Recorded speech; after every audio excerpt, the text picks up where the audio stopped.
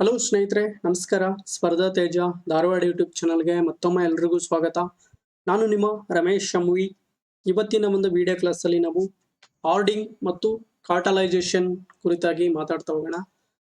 ಯಾರು ಈ ಒಂದು ಚಾನಲ್ಗೆ ಹೊಸದಾಗಿ ವಿಸಿಟ್ ಕೊಡ್ತಾ ಇದ್ರ ಈ ಒಂದು ಚಾನಲ್ನ ಸಬ್ಸ್ಕ್ರೈಬ್ ಆಗಿ ನಿಮ್ಮ ಒಂದು ಸ್ನೇಹಿತರಿಗೆ ಇದರ ಒಂದು ಲಿಂಕ್ ಅನ್ನ ಶೇರ್ ಮಾಡ್ತಾ ಹೋಗಿ ಅಂತ ಹೇಳ್ತಾ ಬನ್ನಿ. ಹಾಗಾದ್ರೆ ಇವತ್ತಿನ ಒಂದು ವಿಡಿಯೋ ಕ್ಲಾಸ್ ಅನ್ನ ನಾವು ಸ್ಟಾರ್ಟ್ ಮಾಡ್ತಾ ಹೋಗೋಣ. ನೋಡಿ, ಇವತ್ತಿನ ಒಂದು ವಿಡಿಯೋ ಕ್ಲಾಸ್ ಅಲ್ಲಿ ನಾವು ಮುಖ್ಯವಾಗಿ ಎಲ್ಲಾ ಪಾಯಿಂಟ್ಸ್ ಗಳ ಕುರಿತಾಗಿ ಮಾತಾಡ್ತಾ ಹೋಗೋಣ. ಆರ್ಡಿಂಗ್ ಅಥವಾ ಸಂಗ್ರಹಣೆ ಅಂದ್ರೇನು, ಕಾರ್ಟಲೈಸೇಷನ್ ಅಥವಾ ಏಕಸ್ವಾಮ್ಯತೆ ಅಂದ್ರೇನು, ಮತ್ತು ಸಪ್ಲೈ ಸೈಡ್ ಎಫೆಕ್ಟ್ ಅಂದ್ರೇನು, ಗ್ಲೋಬಲ್ ಸಿನಾರಿ ಅದನ್ನ ಗ್ಲೋಬಲ್ ಲೆವೆಲ್ ಅಲ್ಲಿ ಯಾವ ರೀತಿಯಾಗಿ ನೋಡ್ತೀವಿ, ನಾವು ಇಂಡಿಯನ್ ಕಾಂಟೆಕ್ಸ್ಟ್ ಅಂತ ಬಂದಾಗ ಯಾವ ರೀತಿಯಾಗಿ ನೋಡ್ತೀವಿ.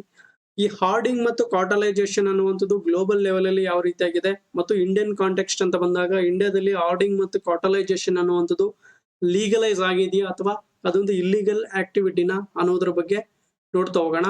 ಅದರ ಜೊತೆಗೆ ಈ ಒಂದು ಆರ್ಡಿಂಗ್ ಅನ್ನ ತಡೆಗಟ್ಟಲು ಗೌರ್ಮೆಂಟ್ ಆಫ್ ಇಂಡಿಯಾ ಜಾರಿಗೆ ತಂದಂತ ಕೆಲವು ಕಾಯ್ದೆಗಳೇನಿದೆ, for example essential commodities act ಏನಿದೆ, ಎಸೆನ್ಷಿಯಲ್ ಕಮೋಡಿಟೀಸ್ ಆಕ್ಟ್ 1955 ಏನಿದೆ, ಅದರ ಒಂದು ಗುರು ಉದ್ದೇಶಗಳ ಕುರಿತಾಗಿ ನೋಡ್ತಾ ಹೋಗೋಣ. ಮತ್ತು ಕಾರ್ಟಲೈಸೇಷನ್ ಅಥವಾ ಏಕಸ್ವಾಮ್ಯತೆಯನ್ನ ತಡೆಗಟ್ಟಲು ಜಾರಿಗೆ ತಂದಂತ ಕಾಯ್ದೆ ದ ಕಾಂಪಿಟಿಷನ್ ಆಕ್ಟ್ 2002 ಮತ್ತು MRTP ಆಕ್ಟ್ 1969. ಈ ಒಂದು ಕಾಯ್ದೆಗಳ ಬಗ್ಗೆ, ಅವುಗಳ ಗುರು ಉದ್ದೇಶಗಳ ಬಗ್ಗೆ ನೋಡ್ತಾ ಹೋಗೋಣ. ಮತ್ತು ಸಪ್ಲೈ ಸೈಡ್ ಎಫೆಕ್ಟ್ ಅಂದ್ರೆ ಇತ್ತೀಚೆಗೆ ನೋಡ್ತಾ ಇದ್ವಿ, ಈ ಒಂದು ಬಿಕಾಸ್ ಆಫ್ ರಷ್ಯಾ ಮತ್ತು ಉಕ್ರೇನ್ ನ ಒಂದು ಕಾನ್ಫ್ಲಿಕ್ಟ್ ಏನಾಗಿದೆ, ಅದರಿಂದ ಈ ಒಂದು ಗ್ಲೋಬಲ್ ಲೆವೆಲ್ ಅಲ್ಲಿ ಒಂದು ಸಪ್ಲೈ ಸೈಡ್ ಎಫೆಕ್ಟ್ ಅನ್ನುವಂಥದ್ದು ನಾವು ನೋಡ್ತಾ ಇದ್ವಿ. ಅದರಿಂದ ಇತರ ಒಂದು ರಾಷ್ಟ್ರಗಳೇನಿದೆ, ಆ ಒಂದು ಎರಡು ರಾಷ್ಟ್ರಗಳ ಮೇಲೆ ಡಿಪೆಂಡ್ ಆಗಿರ್ತಕ್ಕಂಥ ರಾಷ್ಟ್ರಗಳೇನಿದೆ, ಅವುಗಳು ಒಂದು ಹಣದುಬ್ಬರದ ಒಂದು ಸಮಸ್ಯೆಯನ್ನ ಎದುರಿಸ್ತಾ ಇರತಕ್ಕಂಥದ್ದು. ಆ ಒಂದು ಸಪ್ಲೈ ಸೈಡ್ ಎಫೆಕ್ಟ್ ಅಂದ್ರೆ ಏನು ಅನ್ನೋದನ್ನ ನಾವು ನೋಡ್ತಾ ಹೋಗೋಣ. ಮತ್ತು ಈ ಎಲ್ಲಾ ಅಂಶಗಳಿಗೆ ಸಂಬಂಧಪಟ್ಟ ಹಾಗೆ ಒಂದು ಗ್ಲೋಬಲ್ ಸಿನಾರಿಯೋ ಏನಿದೆ ಅಂತ ಅಂತರ ಜಾಗತಿಕ ಮಟ್ಟದಲ್ಲಿ ಯಾವ ರೀತಿಯಾದಂತಹ ಒಂದು ಸನ್ನಿವೇಶಗಳನ್ನ ನಾವು ನೋಡ್ತಾ ಇದ್ವಿ. ಸೊ ಬನ್ನಿ, ಹಾಗಾದ್ರೆ ಮೊದಲನೇದಾಗಿ ನಾವಿಲ್ಲಿ ಸಪ್ಲೈ ಸೈಡ್ ಎಫೆಕ್ಟ್ ಅಂದ್ರೇನು, ಅದನ್ನ ನಾವು ಗ್ಲೋಬಲ್ ಕಾಂಟೆಕ್ಸ್ಟ್ ಅಲ್ಲಿ ಯಾವ ರೀತಿಯಾಗಿ ಅದನ್ನ ನೋಡ್ತಾ ಇದ್ವಿ ಅನ್ನೋದ್ರ ಬಗ್ಗೆ ಡಿಸ್ಕಸ್ ಮಾಡ್ತಾ ಹೋಗೋಣ. ನಿಮ್ಗೆಲ್ಲ ಗೊತ್ತಿರುವ ಹಾಗೆ Ukraine Russia conflict global food crisis ಅಂದ್ರೆ ಇಲ್ಲಿ ರಷ್ಯಾ ಅನ್ನುವಂಥದ್ದು ಉಕ್ರೇನ್ ನ ಮೇಲೆ ಇನ್ವೇಡ್ ಮಾಡ್ತಾ ಹೋಯ್ತು. ಅದರಿಂದ ಆದಂತ ಒಂದು ಪರಿಣಾಮಗಳೇನನ್ನುವುದನ್ನು ನಾವು ದಿನನಿತ್ಯ ನೋಡ್ತಾ ಬರ್ತಾ ಇದ್ವಿ. ಇವತ್ತಿಗೂ ಸಹ ಅದರ ಒಂದು ಇಂಪ್ಯಾಕ್ಟ್ ಅನ್ನುವಂಥದ್ದು ಈ ರೆಸ್ಟ್ ಆಫ್ ದ ವರ್ಲ್ಡ್ ಗೆ ಆಗ್ತಾ ಇರುವಂತದನ್ನ ನಾವಿಲ್ಲಿ ನೋಡ್ತಾ ಇದ್ವಿ. ನೋಡಿ, ಈ ಒಂದು ಗ್ಲೋಬಲ್ ಒಂದು ಪ್ರಾಡಕ್ಟ್ ಅಂತ ಬಂದಾಗ ಈ ಒಂದು ಉತ್ಪಾದನೆಗಳಿಗೆ ಸಂಬಂಧಪಟ್ಟ ಹಾಗೆ ಎಸ್ಪೆಷಲಿ ಆ ಒಂದು ಮೆಕ್ಕೆಜೋಳ ಆಗಿರ್ಬೋದು, ಗೋಧಿ ಆಗಿರ್ಬೋದು, ಮತ್ತು ಸನ್ಫ್ಲವರ್ ಆಯಿಲ್ ಆಗಿರ್ಬೋದು. ನಾನು ಲಾಸ್ಟ್ ವಿಡಿಯೋ ಮಾಡ್ಬೇಕಾದ್ರೆ ನಾನು ಹೇಳ್ತಾ ಹೋದೆ, ಈ ಒಂದು ಸನ್ಫ್ಲವರ್ ಆಯಿಲ್ ಅನ್ನುವಂಥದ್ದು ರಷ್ಯಾ ಮತ್ತು ಉಕ್ರೇನ್ ರಾಷ್ಟ್ರಗಳೇನಿದೆ ವಿಶ್ವದಲ್ಲಿ ಅತ್ಯಧಿಕ ಪ್ರಮಾಣದಲ್ಲಿ ಉತ್ಪಾದನೆ ಮಾಡ್ತಕ್ಕಂಥ ರಾಷ್ಟ್ರಗಳಾಗಿದ್ದು ಅಂತೇಳಿ. ಸೊ ಬಿಕಾಸ್ ಆಫ್ ದಟ್ ಏನಾಗಿದೆ ಅಂದ್ರೆ ಈ ರಷ್ಯಾ ಉಕ್ರೇನ್ ಮೇಲೆ ಇನ್ವೈಡ್ ಮಾಡಿದ ನಂತರ ಈ ಒಂದು ವೆಸ್ಟರ್ನ್ ಕಂಟ್ರಿಗಳೇನಿದೆ, ಪಾಶ್ಚಿಮಾತ್ಯ ರಾಷ್ಟ್ರಗಳೇನಿದೆ, ರಷ್ಯಾದ ಮೇಲೆ ಕೆಲವು ಆರ್ಥಿಕ ದಿಗ್ಬಂಧನಗಳನ್ನ ಹೇರ್ತಾ ಹೋಗ್ತವೆ. ಈ ಎಕನಾಮಿಕ್ ಸ್ಯಾಂಕ್ಷನ್ಸ್ ಅಂತ ಏನ್ ಕರಿತೀವಲ್ಲ, ಅವುಗಳನ್ನ ಹೇರ್ತಾ ಹೋಗ್ತವೆ. ನೇಟೋ ಕಂಟ್ರಿಗಳಾಗಿರ್ಬೋದು ಮತ್ತು ಈ ಒಂದು ಪಾಶ್ಚಿಮಾತ್ಯ ರಾಷ್ಟ್ರಗಳೇನಿದೆ, USA ಆಗಿರ್ಬೋದು ಮತ್ತು ರೆಸ್ಟ್ ಆಫ್ ಒಂದು ಯುರೋಪಿಯನ್ ಕಂಟ್ರೀಸ್ ಏನಿದೆ, ಅವೆಲ್ಲವುಗಳು ರಷ್ಯಾದ ಮೇಲೆ ಒಂದು ನಿರ್ಬಂಧಗಳನ್ನ ಆಗ್ತಾ ಹೋಗುತ್ತೆ. ಇದೆಲ್ಲದಕ್ಕೆ ಒಂದು ಪ್ರತಿಕಾರವನ್ನ ತೀರಿಸಿಕೊಳ್ಳುವ ಉದ್ದೇಶದಿಂದ ರಷ್ಯಾ ಏನ್ ಮಾಡ್ತದೆ, ತಾನು ಬೆಳೆದಂತ ಒಂದು ಆಹಾರ ಪದಾರ್ಥಗಳೇನಿದೆ ಅವುಗಳನ್ನ ಅಧಿಕ ಪ್ರಮಾಣದಲ್ಲಿ ಅವುಗಳನ್ನ ಸಂಗ್ರಹಣೆ ಮಾಡ್ತಾ ಹೋಗ್ತಾ ಇದೆ. ನೋಡಿ, ನಮಗೆಲ್ಲ ಗೊತ್ತಿರುವ ಹಾಗೆ ಸುಮಾರು 30% ಈ ಒಂದು ಗೋಧಿಯನ್ನ ಉತ್ಪಾದನೆ ಮಾಡ್ತಕ್ಕಂಥ ರಾಷ್ಟ್ರ ಯಾವ್ದಪ್ಪ ಅಂದ್ರೆ ರಷ್ಯಾ.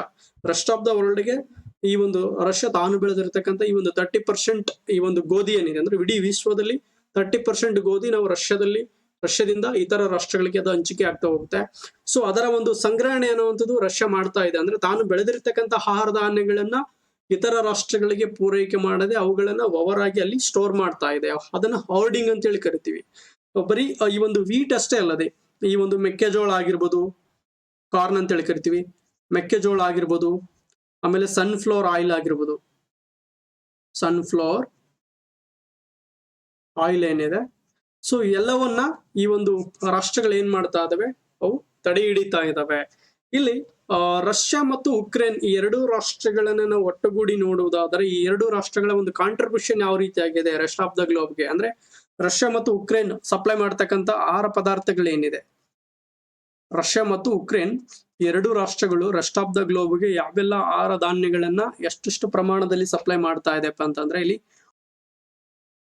ಮೋರ್ ದನ್ 30% ವೀಟ್ ಅಥವಾ ಗೋಧಿಯನ್ನ ಇತರ ರಾಷ್ಟ್ರಗಳಿಗೆ ಎರಡು ರಾಷ್ಟ್ರಗಳು ಸೇರಿ ಪೂರೈಕೆ ಮಾಡ್ತಾ ಇದೆ. ಅದೇ ರೀತಿಯಾಗಿ ಮೋರ್ ದೆನ್ 17% ಕಾರ್ನ್ ಅಥವಾ ಮೆಕ್ಕೆಜೋಳ ಅಂತ ಏನ್ ಕರಿತೀವಿ, ಇದನ್ನ ಇತರ ರಾಷ್ಟ್ರಗಳಿಗೆ ಸಪ್ಲೈ ಮಾಡ್ತಾ ಇದ್ದಾವೆ. ಅದಲ್ಲದೆ ಈ ಒಂದು ಮೋರ್ ದೆನ್ 80% ಸನ್ಫ್ಲವರ್ ಆಯಿಲ್ ಏನಿದೆ, ಮೋರ್ ದೆನ್ 80% ಸನ್ಫ್ಲವರ್ ಆಯಿಲ್ ಅನ್ನ ಈ ಎರಡು ರಾಷ್ಟ್ರಗಳು ಸೇರಿ ಇತರ ಒಂದು ರಾಷ್ಟ್ರಗಳಿಗೆ ಸಪ್ಲೈ ಮಾಡ್ತಾ ಇದ್ದಾವೆ. ಸೊ ಸಡನ್ ಆಗಿ ಈ ಒಂದು ರಷ್ಯಾ ಅನ್ನುವಂಥದ್ದು ಏನ್ ಮಾಡಿದೆ, ಈ ಒಂದು ಸಪ್ಲೈ ಅನ್ನುವಂಥದ್ದನ್ನ ಸ್ಥಗಿತಗೊಳಿಸ್ತಾ ಬಂದಿದೆ.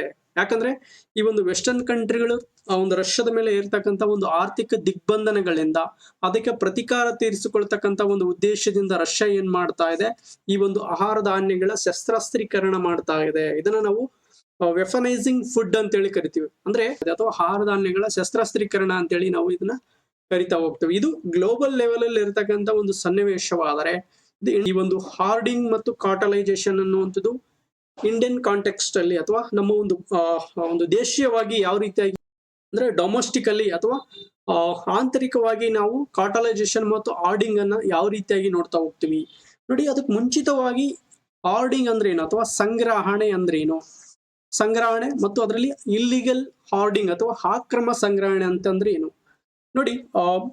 ಒಂದು ಪ್ರಾಡಕ್ಟ್ ಅನ್ನ ಇಲ್ಲಿ ನಾವು ಇಲ್ಲಿ ಎಕ್ಸಾಂಪಲ್ ಆಗಿ ತಗೊಂಡು ನೋಡೋದಾದ್ರೆ, ಇಲ್ಲಿ ರೈತರು ಬೆಳೆದಂತ ಒಂದು ಈರುಳ್ಳಿಯನ್ನ ರೈತರು ಬೆಳೆದಂತ ಈರುಳ್ಳಿಗಳನ್ನ ಏನ್ ಮಾಡ್ತಾರೆ, ಇಲ್ಲಿ ಮಧ್ಯವರ್ತಿಗಳಿಗೆ ಅದನ್ನ ಮಾರಾಟ ಮಾಡ್ತಾರೆ. ಮಧ್ಯವರ್ತಿಗಳು ಏನ್ ಮಾಡ್ತಾರೆ, ಅಲ್ಲಿಂದ ಆ ಒಂದು ಪ್ರಾಡಕ್ಟ್ ಅನ್ನ ಮಾರುಕಟ್ಟೆಗೆ ಸಪ್ಲೈ ಮಾಡ್ತಾರೆ. ಇಲ್ಲಿ ಗ್ರಾಹಕರಿಗೆ ಅವುಗಳನ್ನ ರೀಚ್ ಮಾಡ್ತಾ ಹೋಗ್ತಾರೆ. ಇಲ್ಲಿ ಫಾರ್ ಎಕ್ಸಾಂಪಲ್ ಜಸ್ಟ್ ಅಸ್ಯೂಮ್ ಮಾಡ್ಕೊಳ್ಳಿ, ಇಲ್ಲಿ 1000 ಟನ್ಸ್ ರೈತರು ಬೆಳೆದಂತ ಈರುಳ್ಳಿಯನ್ನು ಯಾರೊಬ್ಬ ಮಧ್ಯವರ್ತಿಗೆ ಅವುಗಳನ್ನ ಮಾರಾಟ ಮಾಡ್ತಾರೆ. ಈ ಮಧ್ಯವರ್ತಿ ಇವನಿಗೆ ಮಾರಾಟ ಮಾಡ್ತಾನೆ, ಇವನಿಗೆ ಮಾರಾಟ ಮಾಡ್ತಾನೆ, ಇವನು ಇದನ್ನ ಮಾರುಕಟ್ಟೆಗೆ ತಲುಪಿಸ್ತಾ ಹೋಗ್ತಾನೆ ಅಥವಾ ಪೂರೈಕೆ ಮಾಡ್ತಾ ಹೋಗ್ತಾನೆ.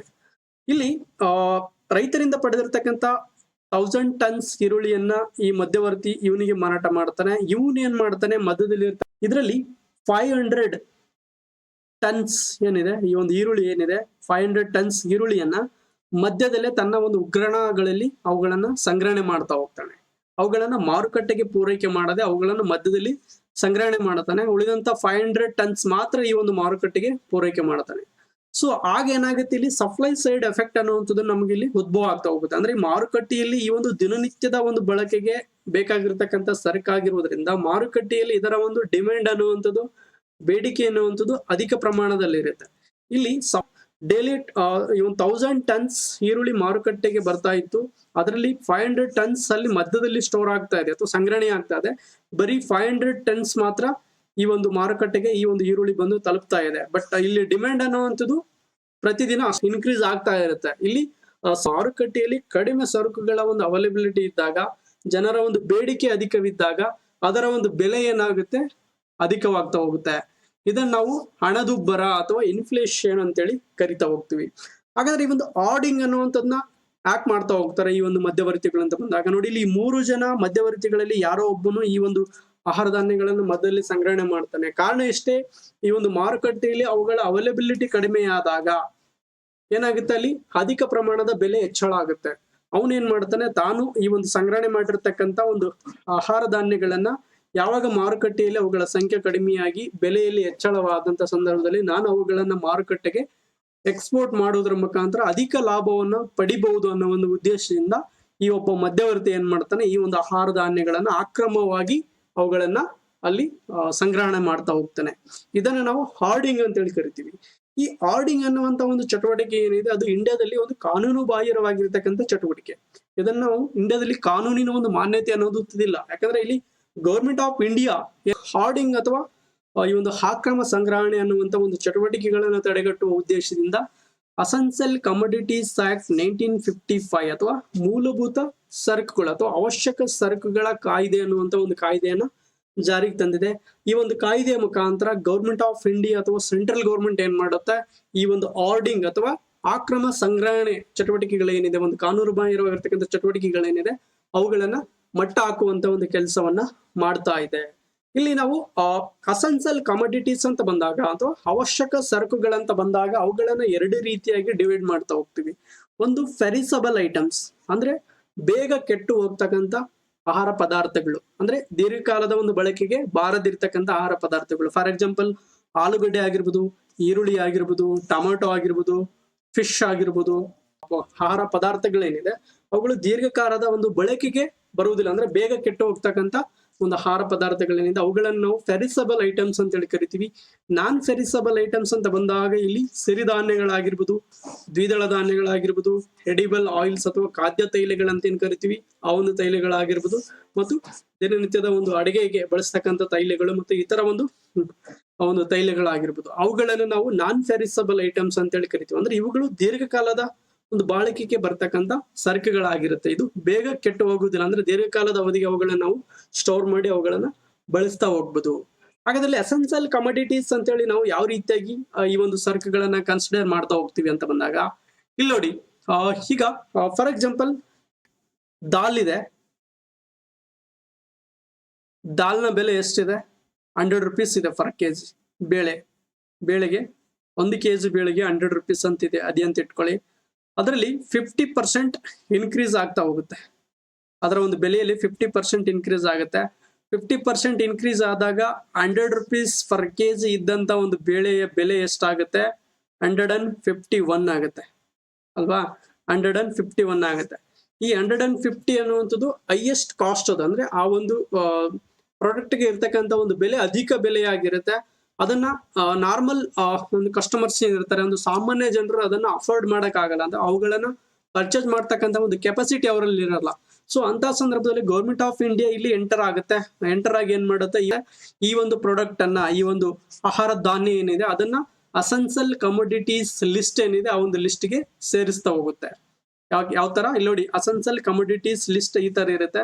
ಈಗ ಈ ಒಂದು ದಾಲಲ್ಲಿ ಅಧಿಕ ಪ್ರಮಾಣದ ಮೋರ್ ದೆನ್ 151 rupeesಗೆ ಆ ಒಂದು ಬೆಲೆಯಲ್ಲಿ ಇನ್ಕ್ರೀಸ್ ಆಗಿದೆ. ಸೊ ಹಾಗಾಗಿ ಇದು ಅಧಿಕ ಪ್ರಮಾಣದ ಬೆಲೆಯಾಗಿದ್ದು ಸಾಮಾನ್ಯ ಜನರು ಅದನ್ನ ಅಫೋರ್ಡ್ ಮಾಡಕ್ ಆಗ್ತಾ ಇಲ್ಲ, ಅದನ್ನ ಪರ್ಚೇಸ್ ಮಾಡಕ್ ಆಗ್ತಾ ಇಲ್ಲ ಅಂತ ಅಂದಾಗ ಗವರ್ಮೆಂಟ್ ಆಫ್ ಇಂಡಿಯಾ ಅಲ್ಲಿ ಎಂಟರ್ ಆಗಿ ಅದನ್ನ ಅಸೆನ್ಷಿಯಲ್ ಕಮೋಡಿಟೀಸ್ ಅಂತ ಹೇಳಿ ಕನ್ಸಿಡರ್ ಮಾಡಿ ಅದನ್ನ ಈ ಒಂದು ಸೆಂಟ್ರಲ್ ಒಂದು ಪಟ್ಟಿಯನ್ನ ಏನು ಮೇಂಟೈನ್ ಮಾಡ್ತಾ ಇರುತ್ತೆ. ಅಸೆನ್ಷಿಯಲ್ ಕಮೋಡಿಟೀಸ್ ಅಂದ್ರೆ ಅವಶ್ಯಕ ಸರಕುಗಳ ಪಟ್ಟಿ ಅಂತೇಳಿ ಒಂದು ಏನಿರುತ್ತೆ, ಆ ಒಂದು ಪಟ್ಟಿಯಲ್ಲಿ ಅದನ್ನ ಸೇರ್ಪಡೆ ಮಾಡ್ತಾ ಹೋಗುತ್ತೆ. ಯಾವಾಗ ಈ ಒಂದು ಪ್ರಾಡಕ್ಟ್ ಈ ಒಂದು ಪಟ್ಟಿಗೆ ಸೇರ್ಪಡೆ ಆಗುವುದಿಲ್ಲ ಅಂದ್ರೆ ಅದನ್ನ ಒಂದು ನ್ಯಾಯಯುತ ಬೆಲೆಯಲ್ಲಿ ಮಾರಾಟ ಮಾಡ್ಬೇಕಂತೇಳಿ ಇಲ್ಲಿ ಸರ್ಕಾರ ಈ ಒಂದು ವ್ಯಾಪಾರಸ್ಥರ ಮೇಲೆ ಒಂದು ನಿರ್ಬಂಧಗಳನ್ನ ಏರ್ತಾ ಹೋಗುತ್ತೆ. ಈ ರೀತಿಯಾಗಿ ಒಂದು ಸರಕನ್ನ ನಾವು ಅಸೆನ್ಷಿಯಲ್ ಕಮೋಡಿಟೀಸ್ ಅಂತೇಳಿ ಕನ್ಸಿಡರ್ ಮಾಡ್ತಾ ಹೋಗ್ತೀವಿ. ಹಾಗಾದ್ರೆ ನಾನಿಲ್ಲಿ ನಾನ್ ಪೆರಿಸಬಲ್ ಐಟಮ್ ಬಗ್ಗೆ ಹೇಳ್ತಾ ಹೋದೆ, ಇಲ್ಲಿ ದಾಲ್ ಹೇಳ್ತಾ ಹೋದೆ. ಹಾಗಾದ್ರೆ ಪೆರಿಸಬಲ್ ಐಟಮ್ಸ್ ಅಂತ ಬಂದಾಗ ಫಾರ್ ಎಕ್ಸಾಂಪಲ್ ಆನಿಯನ್ ಇದೆ. ಆನಿಯನ್ ನ ಬೆಲೆ ಏನಿದೆ? 50 rupees ಇದೆ ಅಂತ ಅನ್ಕೊಳ್ಳಿ.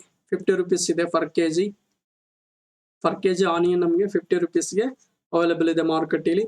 ಅದ್ರಲ್ಲಿ 100% ಏನಾಗುತ್ತೆ, ಇನ್ಕ್ರೀಸ್ ಆಗ್ತಾ ಹೋಗುತ್ತೆ ಅದರ ಬೆಲೆಯಲ್ಲಿ. 100% ಇನ್ಕ್ರೀಸ್ ಆದಾಗ ಏನಾಗುತ್ತೆ, ಇಲ್ಲಿ ಆನಿಯನ್ ನ ಬೆಲೆ ಆಗುತ್ತೆ 101 ರೂಪಾಯಿ ಆಗುತ್ತೆ. ಈ ಒಂದು ಈರುಳ್ಳಿಯ ಬೆಲೆ 101 ರೂಪಾಯಿ ಆದಾಗ ಅದು ದಿನನಿತ್ಯದ ಒಂದು ಬಳಕೆಗೆ ಬೇಕಾಗಿರ್ತಕ್ಕಂಥ ಒಂದು ಅವಶ್ಯಕ ಸರಕಾಗಿದ್ದು, ಸೊ ಹಾಗಾಗಿ ಅದರ ಒಂದು ಡಿಮ್ಯಾಂಡ್ ಅನ್ನುವಂಥದ್ದು ಜಾಸ್ತಿ ಇರುತ್ತೆ ಮಾರುಕಟ್ಟೆಯಲ್ಲಿ. ಸೊ ಇಲ್ಲಿ ಸಡನ್ ಆಗಿ ಈ ರೀತಿಯಾದಂತಹ ಒಂದು ಬೆಲೆ ಏರಿಕೆ ಏನಾಗುತ್ತೆ, ಅಲ್ಲಿ ಗ್ರಾಹಕರಿಗೆ ತುಂಬಾ ಪ್ರಮಾಣದ ಒಂದು ಎಫೆಕ್ಟ್ ಅನ್ನ ಉಂಟು ಮಾಡುತ್ತೆ. ಅಂದ್ರೆ ಸಾಮಾನ್ಯ ಜನರಿಗೆ ಅದನ್ನ ಪರ್ಚೇಸ್ ಮಾಡ್ತಕ್ಕಂಥ ಒಂದು ಕೆಪಾಸಿಟಿ ಇರಲ್ಲ. ಸೊ ಹಾಗಾಗಿ ಅವರು ಅದರಿಂದ ವಂಚಿತರಾಗ್ತಾ ಹೋಗ್ತಾರೆ. ಸೊ ಅಂತ ಸಂದರ್ಭದಲ್ಲಿ ಸರ್ಕಾರ ಏನ್ ಮಾಡುತ್ತೆ, ಗವರ್ಮೆಂಟ್ ಆಫ್ ಇಂಡಿಯಾ ಏನ್ ಮಾಡುತ್ತೆ, ಈ ಒಂದು ಎಸೆನ್ಷಿಯಲ್ ಕಮೋಡಿಟೀಸ್ ಆಕ್ಟ್ ಮುಖಾಂತರ ಈ ಒಂದು ಪ್ರಾಡಕ್ಟ್ ಅನ್ನ, ಈ ಒಂದು ಈರುಳ್ಳಿಯನ್ನ ಈ ಒಂದು ಎಸೆನ್ಷಿಯಲ್ ಕಮೋಡಿಟೀಸ್ ಲಿಸ್ಟ್ ಏನಿದೆ ಈ ಒಂದು ಲಿಸ್ಟ್ಗೆ ಅದನ್ನ ಸೇರಿಸ್ತಾ ಹೋಗುತ್ತೆ. ಯಾವಾಗ ಇದು ಈ ಒಂದು ಲಿಸ್ಟ್ ಅಲ್ಲಿ ಸೇರ್ತಾ ಹೋಗುತ್ತೆ, ಅದಾದ ನಂತರ ಅದರ ಒಂದು ಬೆಲೆಯಲ್ಲಿ ಕಡಿಮೆ ಆಗ್ತಾ ಹೋಗುತ್ತೆ. 101 ಇದ್ದದ್ದು ಏನಾಗುತ್ತೆ, ಕಡಿಮೆ ಬೆಲೆಗೆ ಅಥವಾ 100ಕ್ಕಿಂತ ಕಡಿಮೆ ಬೆಲೆಗೆ ಅಥವಾ 80 rupees ಅಥವಾ 75 rupeesಗೆ ಅದು ಇಳಿತಾ ಹೋಗುತ್ತೆ. ಇದು ಒಂದು ಅಫೋರ್ಡಬಲ್ ಬೆಲೆಯಲ್ಲಿ ಜನರಿಗೆ ದೊರಕಿಸಿಕೊಡ್ತಕ್ಕಂಥ ಒಂದು ಕೆಲಸವನ್ನ ಈ ಒಂದು ಗವರ್ಮೆಂಟ್ ಆಫ್ ಇಂಡಿಯಾ ಏನ್ ಮಾಡುತ್ತೆ, ಈ ಒಂದು ಎಸೆನ್ಷಿಯಲ್ ಕಮೋಡಿಟೀಸ್ ಆಕ್ಟ್ ಗಳ ಮುಖಾಂತರ ಮಾಡ್ತಾ ಹೋಗುತ್ತೆ. ನಾವೊಂದು ಲೈವ್ ಎಕ್ಸಾಂಪಲ್ ನೋಡ್ಬೇಕಂತಂದ್ರೆ ಇಲ್ಲಿ ಬೆಸ್ಟ್ ಆಗಿ ನಾವು ಇತ್ತೀಚೆಗೆ ನಾವು ನೋಡ್ತಾ ಇದೀವಿ COVID-19 ನಿಂದ. ಅಂದ್ರೆ COVID-19 ಏನಿತ್ತು, ಒಂದು ಲಾಕ್ ಡೌನ್ ಆದಂತ ಸಂದರ್ಭದಲ್ಲಿ ಈ ಒಂದು ಮಾಸ್ಕ್ ಮತ್ತು ಸ್ಯಾನಿಟೈಸರ್ ಅನ್ನುವಂಥದ್ದು ಮೂಲಭೂತ ಸರಕುಗಳಾಗಿದ್ವು ಅವಾಗ. ಅಂದ್ರೆ ಈ ಮಾಸ್ಕ್ ಮತ್ತು ಸ್ಯಾನಿಟೈಸರ್ ಅನ್ನುವಂಥದ್ದು ಪ್ರತಿಯೊಬ್ಬ ಸಿಟಿಸನ್ಸ್ಗೆ ಅವೈಲಬಿಲಿಟಿ ಇರ್ಬೇಕಂತೇಳಿ ಗವರ್ಮೆಂಟ್ ಆಫ್ ಇಂಡಿಯಾ ಏನ್ ಮಾಡಿತ್ತು, ಈ ಒಂದು ಮಾಸ್ಕ್ ಅನ್ನ ಅಸೆನ್ಷಿಯಲ್ ಕಮೋಡಿಟೀಸ್ ಲಿಸ್ಟ್ಗೆ ಸೇರಿಸ್ತಾ ಹೋಯ್ತು. ಮಾಸ್ಕ್ ನ ಒಂದು ಅವೈಲಬಿಲಿಟಿ ಈಸಿಯಾಗಿ ಸಿಗ್ಲಿ ಒಂದು ಸಿಟಿಸನ್ಸ್ಗೆ, ಅಂದ್ರೆ ಈಸಿ ಆಕ್ಸೆಸಿಬಿಲಿಟಿ ಇರಲಿ, ಅದ್ರ ಜೊತೆಗೆ ಅಫೋರ್ಡಬಲ್ ಬೆಲೆಯಲ್ಲಿ ಅದು ಲಭ್ಯವಿರಲಿ, ಯಾವುದೇ ಒಂದು ಮನಪೊಲಿ ಅನ್ನುವಂಥದ್ದು ಇಲ್ಲಿ ಆಗದೆ ಇರಲಿ ಅನ್ನೋ ಒಂದು ಉದ್ದೇಶದಿಂದ ಏನ್ ಮಾಡುತ್ತೆ ಗವರ್ಮೆಂಟ್ ಆಫ್ ಇಂಡಿಯಾ ಈ ಒಂದು ಮಾಸ್ಕ್ ಅನ್ನ, ಅಂದ್ರೆ ಪ್ರತಿಯೊಬ್ಬರಿಗೆ ಒಂದು ಅವಶ್ಯಕವಾಗಿರ್ತಕ್ಕಂಥ ಒಂದು ಪ್ರಾಡಕ್ಟ್ ಆಗಿರುತ್ತೆ ಮಾಸ್ಕ್ ಅನ್ನುವಂಥದ್ದು. ಯಾಕಂದ್ರೆ ಈ ಒಂದು ಹೆಲ್ತ್ ದೃಷ್ಟಿಯಿಂದ government of India strictly implement ಮಾಡ್ತಾ ಇರುತ್ತೆ ಕೆಲವು ರೂಲ್ಸ್ ಅಂಡ್ ರೆಗ್ಯುಲೇಷನ್ಸ್ ಗಳನ್ನ. ಈ ಮಾಸ್ಕ್ ಧರಿಸುವಂಥದ್ದು, ಸ್ಯಾನಿಟೈಸರ್ ಯೂಸ್ ಮಾಡುವಂಥದ್ದು ಮತ್ತು ಸೋಷಿಯಲ್ ಡಿಸ್ಟೆನ್ಸ್ ಅನ್ನ ಮೇಂಟೈನ್ ಮಾಡುವಂಥದ್ದು. ಸೊ ಹಾಗಾಗಿ ಇಲ್ಲಿ ಮಾಸ್ಕ್ ಧರಿಸಬೇಕನ್ನುವಂತ ಒಂದು ರಿಸ್ಟ್ರಿಕ್ಷನ್ ಅನ್ನ ಏರ್ತಾ ಹೋದಾಗ ಇಲ್ಲಿ ಅದರ ಒಂದು ಅವೈಲಬಿಲಿಟಿ ಅನ್ನುವಂಥದ್ದು ಇರ್ಬೇಕಲ್ವಾ ಮಾರುಕಟ್ಟೆಯಲ್ಲಿ. ಜನರು ಅದನ್ನ ಅಫೋರ್ಡ್ ಮಾಡ್ಬೇಕಲ್ವಾ, ಅಫೋರ್ಡ್ ಮಾಡ್ತಕ್ಕಂಥ ಒಂದು ದರದಲ್ಲಿ ಅದು ಜನರಿಗೆ ಲಭ್ಯವಾಗ್ಬೇಕಲ್ವಾ. ಸೊ ಆ ಒಂದು ಉದ್ದೇಶದಿಂದ ಏನ್ ಮಾಡುತ್ತೆ ಗವರ್ಮೆಂಟ್ ಆಫ್ ಇಂಡಿಯಾ ಈ ಒಂದು ಮಾಸ್ಕ್ ಅನ್ನ ಅಸೆನ್ಷಿಯಲ್ ಕಮೋಡಿಟೀಸ್ ಆ ಒಂದು ಲಿಸ್ಟ್ ಅಲ್ಲಿ ಸೇರ್ಪಡೆ ಮಾಡುತ್ತೆ. ಕೆಲವು ತಿಂಗಳುಗಳ ನಂತರ ಅದರ ಒಂದು ಬೆಲೆಯಲ್ಲಿ ಕಡಿಮೆ ಆದಾಗ ಅಥವಾ ಅದು ಹೆಚ್ಚಿನ ಪ್ರಮಾಣದಲ್ಲಿ ಮಾರುಕಟ್ಟೆಯಲ್ಲಿ ಅವೈಲಬಿಲಿಟಿ ಆದಾಗ ಅಸೆನ್ಷಿಯಲ್ ಕಮೋಡಿಟೀಸ್ ಲಿಸ್ಟ್ ಇಂದ ಅದನ್ನ ತೆಗೆದಾಕ್ತಾ ಹೋಗುತ್ತೆ. ಇಲ್ಲಿ ಇತರ ಒಂದು ಸರಕುಗಳಿಗೆ ಸಂಬಂಧಪಟ್ಟಾಗ ಹಾಗೆ ಇಲ್ಲಿ ಯಾವಾಗ ಈ ಒಂದು ಅಸೆನ್ಷಿಯಲ್ ಕಮೋಡಿಟೀಸ್ ಅಂತ ಹೇಳಿ ಕರಿತೀವಿ, ಅವುಗಳ ಒಂದು ಬೆಲೆಗಳಲ್ಲಿ ಅಧಿಕ ಪ್ರಮಾಣದಲ್ಲಿ ಹೆಚ್ಚಳವಾದಾಗ ಅವುಗಳ ಲಿಸ್ಟ್ ಅಲ್ಲಿ ಸೇರಿಸ್ತಾ ಹೋಗುತ್ತೆ. ಆ ಒಂದು ಲಿಸ್ಟಿಗೆ ಸೇರ್ಪಡೆಯಾದ ನಂತರ ಅವುಗಳು ಅಫೋರ್ಡಬಲ್ ಬೆಲೆಗೆ ಒಂದು ಮಾರುಕಟ್ಟೆಯಲ್ಲಿ ಲಭ್ಯ ಆಗ್ತಾ ಹೋಗುತ್ತೆ ಗ್ರಾಹಕರಿಗೆ. ಯಾವಾಗ ಅದರ ಒಂದು ಬೆಲೆಯಲ್ಲಿ ಕಡಿಮೆ ಆಗ್ತಾ ಬರುತ್ತೆ, ಅದಾದ ನಂತರ ಆ ಒಂದು ಲಿಸ್ಟ್ ಇಂದ ಆ ಒಂದು ಪ್ರಾಡಕ್ಟ್ ಅನ್ನ ತೆಗಿತಾ ಹೋಗುತ್ತೆ. ಸೊ ಈ ರೀತಿಯಾಗಿ ಗವರ್ಮೆಂಟ್ ಆಫ್ ಇಂಡಿಯಾ ಅಥವಾ ಸೆಂಟ್ರಲ್ ಗವರ್ಮೆಂಟ್ ಅನ್ನುವಂಥದ್ದು ಏನ್ ಮಾಡುತ್ತೆ, ಈ ಒಂದು ಹಾರ್ಡಿಂಗ್ ಅಥವಾ ಅಕ್ರಮ ಸಂಗ್ರಹಣೆಯನ್ನ ತಡೀತಾ ಹೋಗುತ್ತೆ. ಅದ್ರ ಜೊತೆ ಗ್ರಾಹಕರಿಗೆ ಆ ಒಂದು ಸರಕುಗಳ ಒಂದು ಅವೈಲಬಿಲಿಟಿ, ಆಕ್ಸೆಸಿಬಿಲಿಟಿ ಅನ್ನ ದೊರಕಿಸ್ಕೊಡ್ತಕ್ಕಂತ ಆ ಒಂದು ಕೆಲಸವನ್ನ ಏನ್ ಮಾಡುತ್ತೆ ಗವರ್ಮೆಂಟ್ ಆಫ್ ಇಂಡಿಯಾ ಇಲ್ಲಿ ಮಾಡ್ತಾ ಹೋಗುತ್ತೆ.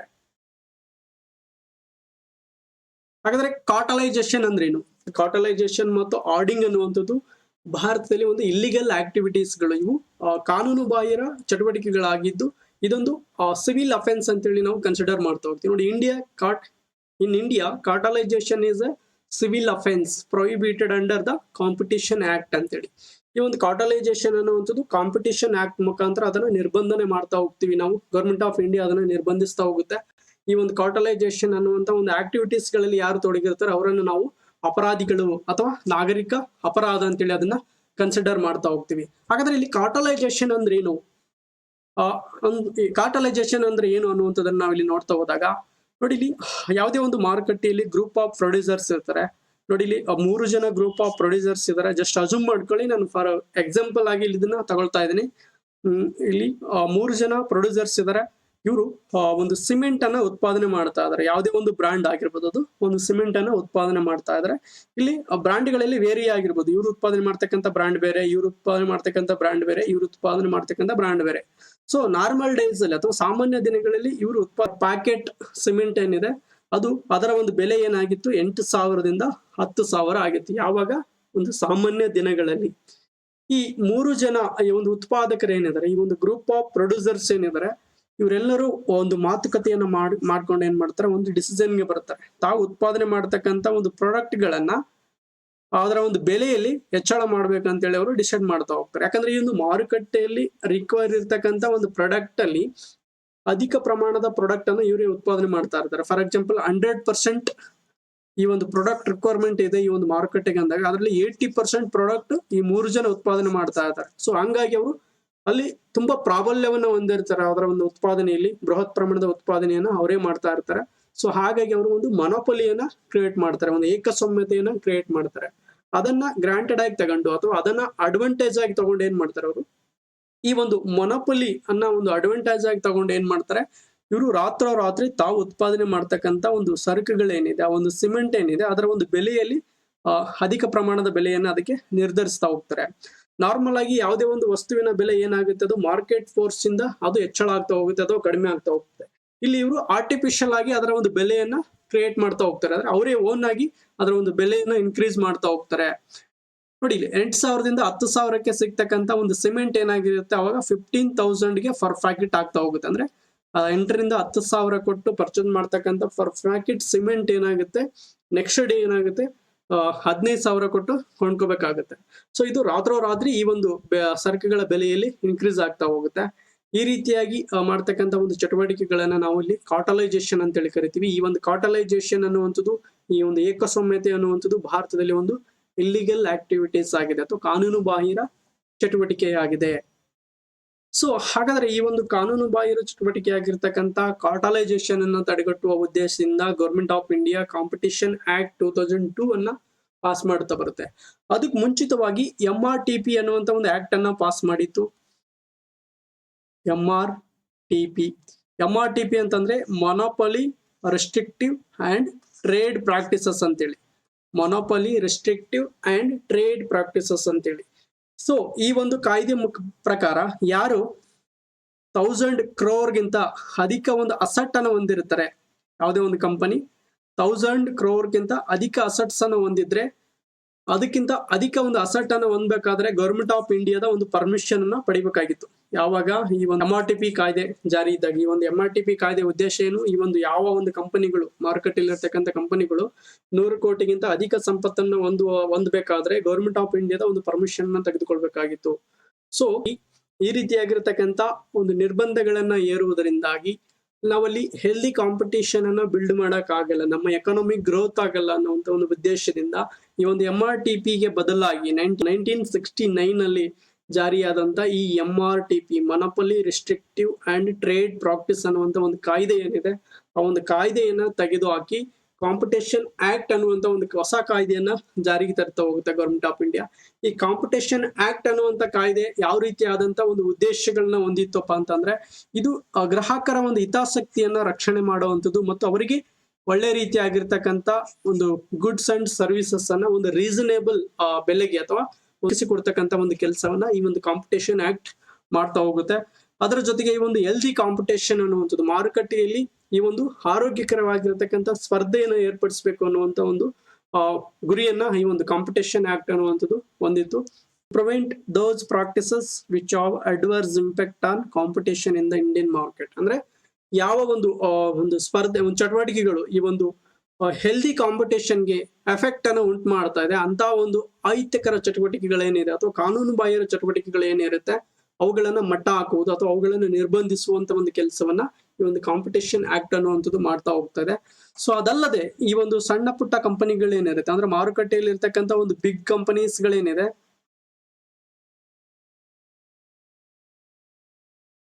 ಬಿಗ್ ಕಂಪನೀಸ್ ಏನಿದೆ ತಮ್ಮ ಒಂದು ಮೊನೊಪೊಲಿಯನ್ನ ಸಾಧಿಸುವುದರ ಮುಖಾಂತರ ಇತರ ಒಂದು ಸಣ್ಣ ಪುಟ್ಟ ಕಂಪನಿಗಳ ಮೇಲೆ ತಮ್ಮ ಒಂದು ಪ್ರಭಾವವನ್ನ ಒಳಗಡಿಸಿ ಅವುಗಳನ್ನು ಮೂಲೆಗುಂಪು ಮಾಡ್ತಕ್ಕಂಥ ಕೆಲಸವನ್ನ ಮಾಡ್ತಾ ಇದ್ವಿ. ಯಾವಾಗ ಈ ಒಂದು ಕಾರ್ಟಲೈಸೇಷನ್ ಅನ್ನುವಂಥದ್ದು ಇಲ್ಲಿಗಲ್ ಅಂತೇಳಿ ಡಿಸೈಡ್ ಆಗುವುದಕ್ಕೂ ಮುಂಚಿತವಾಗಿ. ಸೊ ಹಾಗಾಗಿ ಈ ಒಂದು ಕಾಂಪಿಟೇಷನ್ ಕಮಿಷನ್ ಆಕ್ಟ್ ಮುಖಾಂತರ ಇಲ್ಲಿ ಗವರ್ಮೆಂಟ್ ಆಫ್ ಇಂಡಿಯಾ ಏನ್ ಮಾಡ್ತಾ ಇದೆ, ಈ ಒಂದು ದೊಡ್ಡ ಕಂಪನಿಗಳಿಂದ ಈ ಒಂದು ಸಣ್ಣ ಪುಟ್ಟ ಕಂಪನಿಗಳನ್ನ ರಕ್ಷಣೆ ಮಾಡ್ತಾ ಇದೆ ಮತ್ತು ಎಲ್ಲರಿಗೂ ಒಂದು ಲೆವೆಲ್ ಫ್ಲೈಯಿಂಗ್ ಫೀಲ್ಡ್ ಅನ್ನ ಒದಗಿಸಿಕೊಡ್ತಾ ಇದೆ. ಮಾರುಕಟ್ಟೆಯಲ್ಲಿ ಈ ಒಂದು ಸಣ್ಣ ಪ್ರಮಾಣದ ಕಂಪನಿಗಳಿಗೂ ಸಹ ಒಂದು ಲೆವೆಲ್ ಫ್ಲೈಯಿಂಗ್ ಫೀಲ್ಡ್ ಅನ್ನ ಒದಗಿಸಿಕೊಡ್ತಾ ಇದೆ. ಯಾವುದು ಈ ಕಾಂಪಿಟೇಷನ್ ಆಕ್ಟ್ ಅನ್ನುವಂಥದ್ದು ಜಾರಿಗೆ ಬಂದಿದೆ. ಇದಲ್ಲದೆ ಈ ಒಂದು ಮಾರುಕಟ್ಟೆಯಲ್ಲಿ ಆಗ್ತಕ್ಕಂಥ ಕೆಲವು ಅಹಿತಕರ ಚಟುವಟಿಕೆಗಳೇನಿದೆ ಅಥವಾ ಕಾನೂನು ಬಾಹಿರವಾಗಿ ಮಾಡ್ತಕ್ಕಂಥ ಕೆಲವು ಚಟುವಟಿಕೆಗಳು ಅಥವಾ ಆರೋಗ್ಯಕರ ಸ್ಪರ್ಧೆಗೆ ಅಡೆತಡೆಗಳನ್ನು ಉಂಟು ಮಾಡ್ತಕ್ಕಂಥ ಚಟುವಟಿಕೆಗಳೇನಿದೆ ಅವುಗಳನ್ನು ನಿರ್ಬಂಧಿಸುವಂಥದ್ದು ಮತ್ತು ದೊಡ್ಡ ಕಂಪನಿಗಳು ಸಣ್ಣ ಕಂಪನಿಗಳ ಮೇಲೆ ಒಂದು ಪ್ರಭಾವವನ್ನು ಉಂಟು ಮಾಡ್ತಕ್ಕಂಥದ್ದು ಅಥವಾ ಈ ಒಂದು ಏಕಸ್ವಾಮ್ಯವನ್ನು ಸಾಧಿಸುವುದರ ಮುಖಾಂತರ ಸಣ್ಣ ಕಂಪನಿಗಳನ್ನ ಮೂಲೆಗುಂಪು ಮಾಡ್ತಕ್ಕಂಥ ಒಂದು ಕೆಲಸವನ್ನ ಏನ್ ಮಾಡ್ತಾ ಇದ್ವು ದೊಡ್ಡ ಕಂಪನಿಗಳು, ಅವುಗಳ ಮೇಲೆ ಒಂದು ಅಬ್ಸರ್ವೇಷನ್ ಅನ್ನು ಮಾಡುವಂಥದ್ದು ಮತ್ತು ಸಣ್ಣ ಕಂಪನಿಗಳ ಒಂದು ಹಿತಾಸಕ್ತಿ ಸಹ ಅಲ್ಲಿ ಕಾಪಾಡುವಂಥದ್ದು. ಗೃಹ ಚಟುವಟಿಕೆಗಳಾಗಿರುವುದು, ಗೃಹ ಕೈಗಾರಿಕೆಗಳಾಗಿರುವುದು ಅಥವಾ ಸಣ್ಣ ಪುಟ್ಟ MSME micro small and medium entrepreneurs ಏನಿದೆ ಆ ತರ ಒಂದು ಸಣ್ಣ ಪುಟ್ಟ ಕಂಪನಿಗಳು ಉತ್ಪಾದನೆ ಮಾಡಿದಂತ ಪ್ರಾಡಕ್ಟ್ ಗಳಿಗೆ ಸರಿಯಾದ ರೀತಿಯಾದಂತಹ ಒಂದು ಮಾರುಕಟ್ಟೆಯನ್ನು ಅವೈಲೇಬಲ್ ಮಾಡಿಕೊಡುವಂಥದ್ದು, ಲೆವೆಲ್ ಫ್ಲೈಯಿಂಗ್ ಫೀಲ್ಡ್ ಅನ್ನುವಂಥದ್ದನ್ನ ಒದಗಿಸಿಕೊಡುವಂತ ಕೆಲಸವನ್ನ ಈ ಕಾಂಪಿಟೇಷನ್ ಆಕ್ಟ್ ಅನ್ನುವಂಥದ್ದು ಮಾಡ್ತಾ ಬಂದಿದೆ. ಅದರ ಜೊತೆಗೆ ಗ್ರಾಹಕರ ಒಂದು ಹಿತಾಸಕ್ತಿಯನ್ನು ಕಾಪಾಡುವುದು ಮತ್ತು ಗ್ರಾಹಕರಿಗೆ ಈಸಿ ಆಕ್ಸೆಸಿಬಿಲಿಟಿ ಮತ್ತು ಅಫೋರ್ಡಬಿಲಿಟಿ ಅಂದ್ರೆ ನ್ಯಾಯಯುತ ಬೆಲೆಗೆ ಸರಕುಗಳು ಲಭ್ಯವಾಗುವ ರೀತಿಯಲ್ಲಿ ಈ ಒಂದು ಕಾಂಪಿಟೇಷನ್ ಆಕ್ಟ್ ಅನ್ನುವಂಥದ್ದು ತನ್ನ ಕಾರ್ಯಚಟುವಟಿಕೆಗಳನ್ನ ಮಾಡ್ತಾ ಇದೆ ಅನ್ನುವಂಥದ್ದು. ಸೊ ಇದು ಇವತ್ತಿನ ಒಂದು ವಿಡಿಯೋಗೆ ಸಂಬಂಧಪಟ್ಟಿರ್ತಕ್ಕಂಥ ಒಂದು ಮಾಹಿತಿ. ಇದೇ ರೀತಿಯಾಗಿರ್ತಕ್ಕಂಥ ವಿಶೇಷವಾಗಿರ್ತಕ್ಕಂಥ ಒಂದು ಟಾಪಿಕ್ ಅನ್ನು ಇಟ್ಕೊಂಡು ನಾನು ಮುಂದಿನ ಒಂದು ವಿಡಿಯೋದಲ್ಲಿ ಡಿಸ್ಕಸ್ ಮಾಡ್ತಾ ಬರ್ತೀನಿ. ಮತ್ತೊಮ್ಮೆ ಯಾರು ಈ ಒಂದು ಚಾನಲ್ಗೆ ಹೊಸದಾಗಿ ವಿಸಿಟ್ ಕೊಡ್ತಾ ಇದ್ದೀರಾ ಇದನ್ನ ಸಬ್ಸ್ಕ್ರೈಬ್ ಆಗಿ ನಿಮ್ಮ ಒಂದು ಸ್ನೇಹಿತರಿಗೆ ಇದರ ಒಂದು ಲಿಂಕ್ ಅನ್ನ ಶೇರ್ ಮಾಡ್ತಾ ಹೋಗಿ ಅಂತ ಹೇಳ್ತಾ, ಈ ಒಂದು ವಿಡಿಯೋ ನಿಮ್ಗೆ ಇಷ್ಟ ಆಗಿದ್ರೆ ಲೈಕ್ ಮಾಡಿ. ಏನಾದ್ರೂ ಒಂದು ಫೀಡ್ಬ್ಯಾಕ್ ಅಥವಾ ಏನಾದ್ರೂ ಒಂದು ನಿಮ್ ಕಡೆಯಿಂದ ಒಂದು ಇನ್ಪುಟ್ ಅನ್ನ ಕೊಡ್ಬೇಕಾಗಿದ್ರೆ ಕೆಳಗೆ ಕಾಮೆಂಟ್ ಗಳ ಮುಖಾಂತರ ಅದನ್ನ ತಿಳಿಸ್ತಾ ಹೋಗಿ. ನಾನು ನೆಕ್ಸ್ಟ್ ಒಂದು ಕ್ಲಾಸ್ ಅಲ್ಲಿ ಏನಾದ್ರೂ ಬದಲಾವಣೆಗಳನ್ನ ಮಾಡ್ಕೋಬೇಕಾದ್ರೆ ಅದನ್ನ ನಾನು ನೆಕ್ಸ್ಟ್ ಕ್ಲಾಸ್ ಅಲ್ಲಿ ಮಾಡ್ತಾ ಹೋಗ್ತೇನೆ. ಅಲ್ಲಿವರೆಗೂ ಎಲ್ರಿಗೂ ಧನ್ಯವಾದ. Thank you.